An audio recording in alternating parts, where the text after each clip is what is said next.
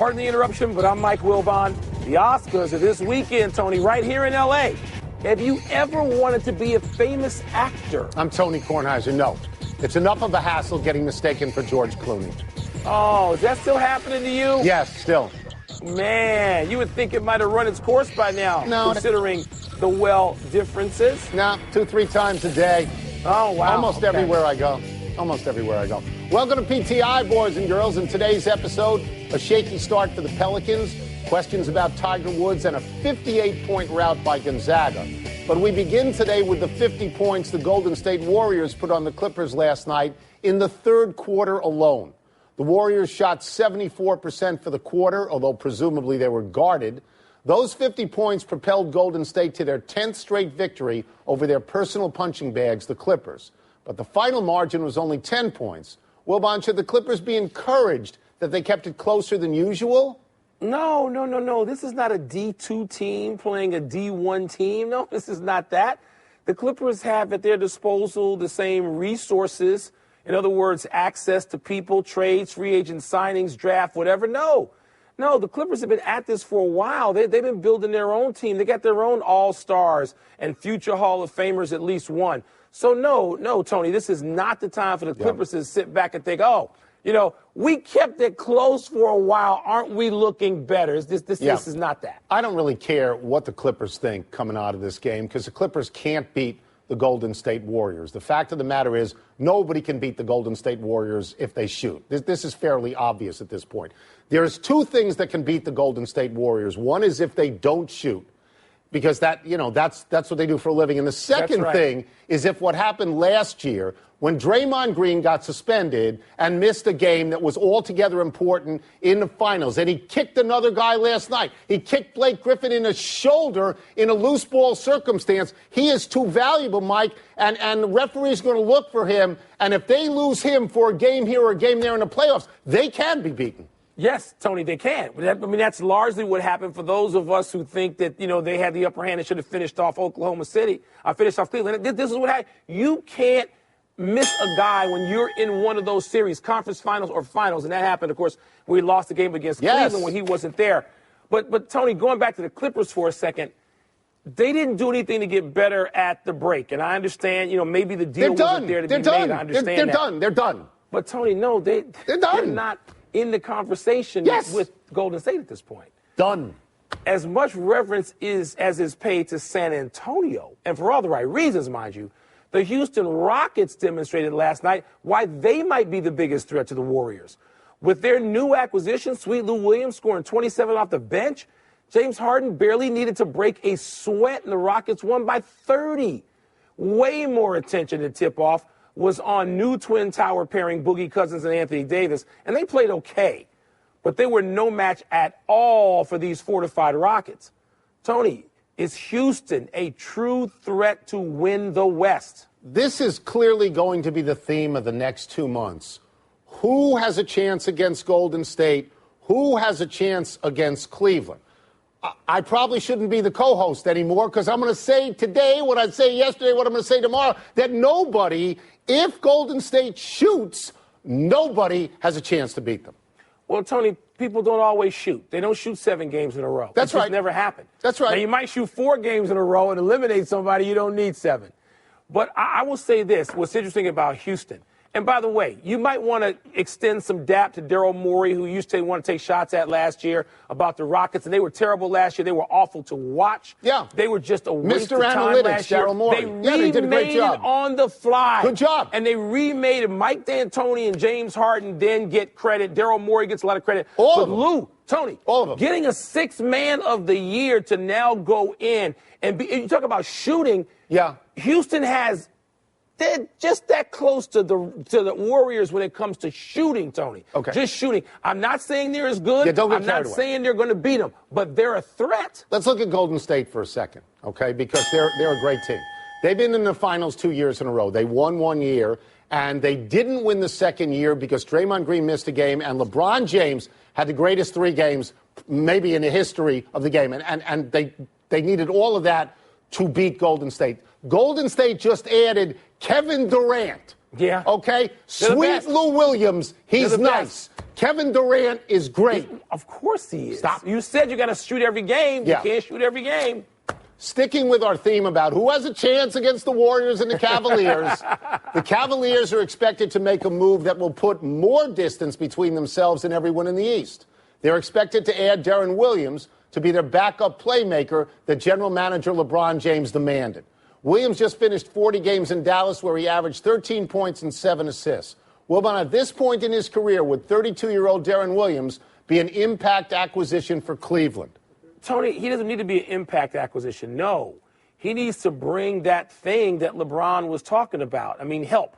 You know, you need one more guy to ride with. Oh, wait, dare I not say a posse?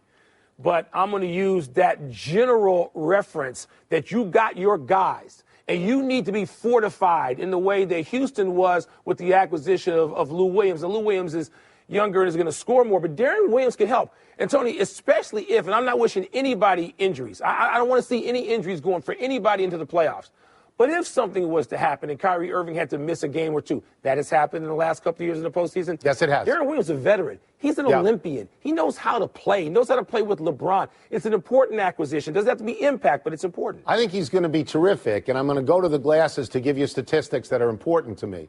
He's played in 72 playoff games, and he's averaged 19 and 8. I mean, he is a pro.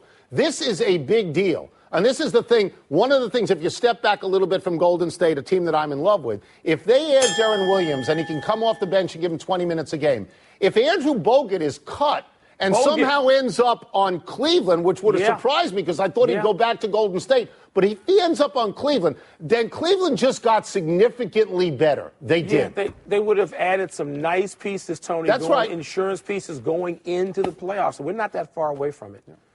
Spring training, Tony, is in full swing. Games start this weekend, and the 30-somethings, they're already grumbling. In a story in USA Today, they are moaning over hordes of minimum salary youngsters taking their gigs. Even valuable veterans like 34-year-old Ian Kinsler are worried because more than 40% of Major League Baseball rosters last season were made up of kids being paid at or near the minimum. And so we haven't heard the word collusion just yet, but we're talking about a lot of jobs and a lot of money. So are teams doing anything wrong by getting this much younger? It always amuses me when players leave teams that they're on and they take another job in free agency or they don't report to camp and they say, well, it's a business. Well, now the owners are saying this is a business. It's the same business. Owners are saying this is a business right now, and it's really a shame that players only get 1 year, $10 million contracts, or in the case of Jose Bautista, 1 year, $18.5 million deal. We have the sense of watching baseball that it has never been stronger in local markets. Maybe not nationally, but in local markets. And, Mike, I don't get any sense that teams aren't trying to win. So, I mean, saying it's a business cuts both ways. And, no, I don't blame the owners for this. Do you? No, Tony, not really. I mean, players, and I understand this, they look around, and this has happened in other unions too.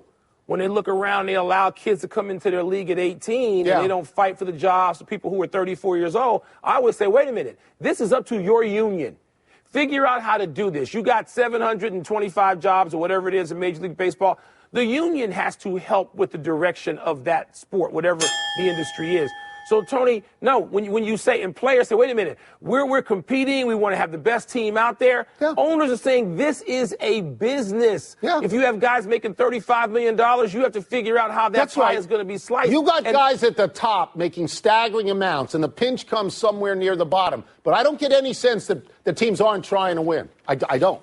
Pat Perez became one of the biggest guys in golf over the last 2 days. Not because he won anything, but because of what he said about Tiger Woods. 2 days ago, Perez said, quote, he's got to go out there and show the monster bag. He's going to show the tailor-made driver. But the bottom line is he knows he can't beat anybody. He knows it, unquote. Yesterday, after feeling the heat, Perez tried to walk some of that back, and he said, quote, no one wants to see Tiger come back, compete, and win again more than me. But we're talking about when is Tiger going to play again? If the guy can't do a press conference, how is he going to play golf, unquote? Wilbon, did Pat Perez say anything unfair about Tiger? Tony, what may have been unfair, I mean, Pat Perez doesn't know anything about Tiger's businesses. He just doesn't. He can speculate. He doesn't know what he needs to show and what he needs to have time out there and whether or not these businesses can thrive with or without Tiger playing. So that may have been very unfair, maybe untrue. But overall, what he's expressing probably, and there's frustration in his voice, is that the words on the page wouldn't have been as bad as hearing it. And it was very flip and it was dismissive. And I will say this. I bet Pat Perez, like just about everybody who's played the game professionally in the past 20 years, they owe a debt of gratitude to Tiger Woods. Absolutely. And they know it. Yes. And they admit it. Yes. And they know they filled their wallets, their coffers because of Tiger Woods. The purses went up so much. So I bet he does want Tiger Woods to win. I don't doubt that part. I will say this. I don't think Pat Perez said anything out loud that every golfer doesn't say on the range or the putting green to all the other golfers. They're saying, what's the deal with Tiger Woods? Because he can't play like this. The larger issue here, and I know we agree on this, is when does Tiger say to himself, I can't miss cuts. I can't just be an ordinary player. I was Tiger F. Woods. I cannot go out there and play like this. Maybe it's his back. Maybe his back is a shield for all the other things. But he can't win like this right now, and that's bad for everybody in golf. And all the golfers know it. Mike, they know he can't win like this. They all do, Tony. And they ask, people say, well, how can you say they root for Tiger? Of course they root for Tiger. They're rooting for themselves and their sport. And in Tiger's case, Tony, this is something you and I sit around. He can't beat anybody. No, he can't. He can't make the cut at places where he has won 8 times. Perez said that if he doesn't play at Augusta, that's it. I don't know if that's true, but Augusta's a big deal for Tiger. It's a big deal. Let's take a break, but coming up, Villanova coach Jay Wright, who, by the way, does look like George Clooney, a lot more than I do, joins us to explain how he's changed as a coach and a person since last year's title. We're also going to ask him how many teams nationally could win it all. He not only looks like George Clooney, he is the best. He's the best dressed coach, right, Mike? Best dressed coach. Villanova is 26-3 and making a fine defense of last year's national title. We welcome back the coach of the Wildcats and the author of the new book, Attitude, Jay Wright. Putting that book right out there for people to go out and buy. Sell some books. Let's start with this. You win a national title. That's a big deal. How have you changed as a coach? How have you changed as a person since winning the national championship? You know, I hope I haven't changed, and that's part of what the book is about. That the goal wasn't a national championship. The goal was to be our best and to compete every day and appreciate the results of that. And so I hope I haven't changed. As a coach, you got to admit you have a little bit more experience going through that tournament all the way through to the end. We had been to a Final Four. We thought last time we were there, we made some mistakes that we learned from. And then going through this time, I still think we learned a lot. So that experience helps. Jay, so often, in fact, usually, coaches talk about not comparing one year to the next year to the next year. But when you go to practice every day, when you start games every night, how do you not compare this team to last year's team? Or do you find yourself giving in to that temptation sometime? Now, Mike, that is a great challenge. It really is. That you have to fight in your own head every day, even comparing yourself to where were we last year at this point. We do talk about it a lot, though. We talk about all year, we talk about this. This is part of our challenge in this season, that even though we know we're a different team, we're approaching things differently, our opponents are playing against the national champions. So whatever we see on film, we're going to get a whole nother level. So we address that going into every game. 26-3 is really good, but 2 of those 3 are to Butler. Why did they give you problems? What specific things do they have that are tough for you? First, they got a really good team, and they've got great depth, outstanding coach and philosophy. They're actually very similar to us. They've got older guys that play really intelligently, really tough physically, and we've had 2 games against them where we've just made some mistakes. We've had leads in the second half, and we made some mistakes that they take advantage of. They're a smart team. They never crumble. Just a very good, solid basketball team, which is what we pride ourselves in being. Everybody's got film on you because you look like you could very well be a number 1 seed and you're the defending national champions.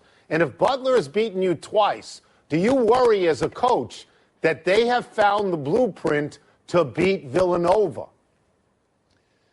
Yeah, you definitely do. And they do have some good pieces offensively. They have some good game plan defensively that has been effective.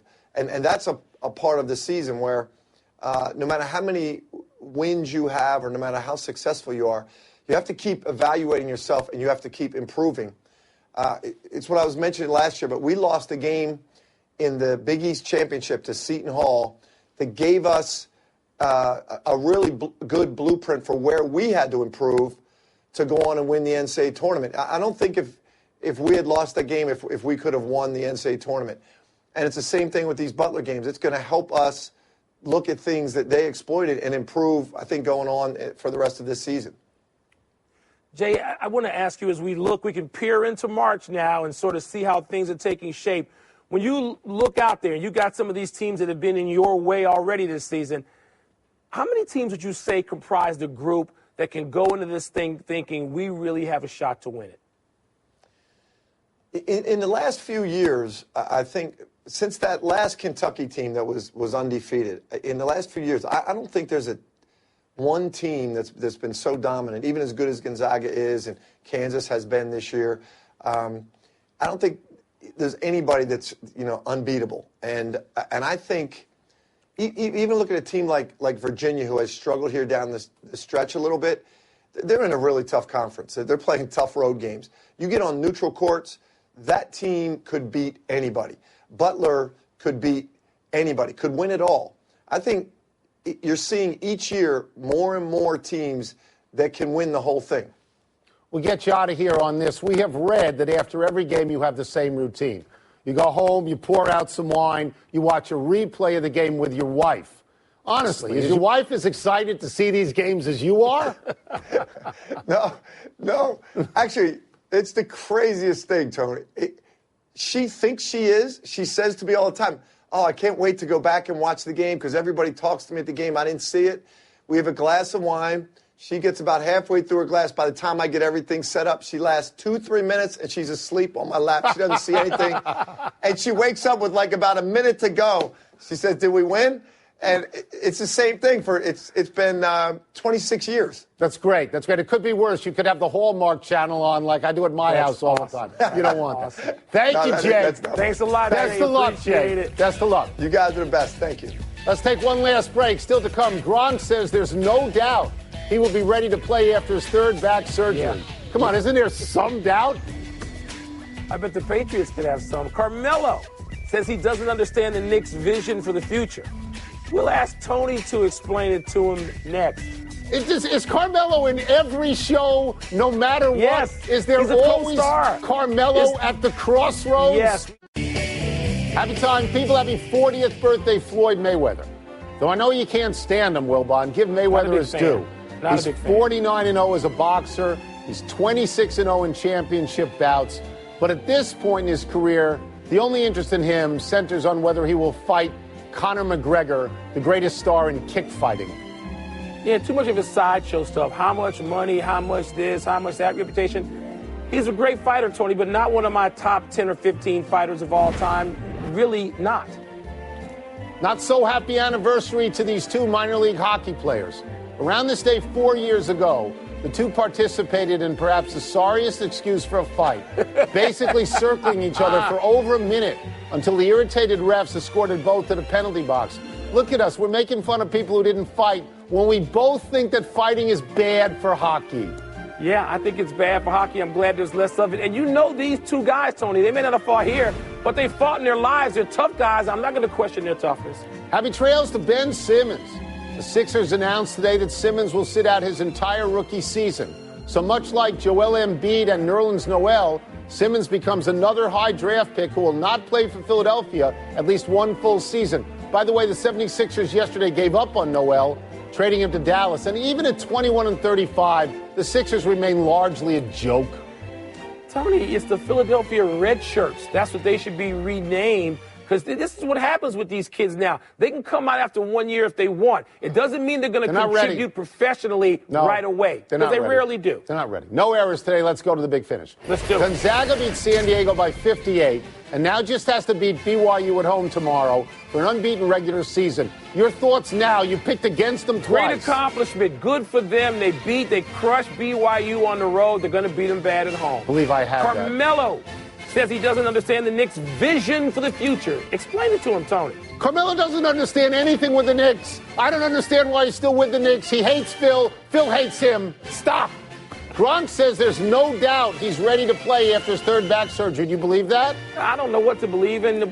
Are the Patriots going to say you can play for us after that third back surgery? Don't know that either.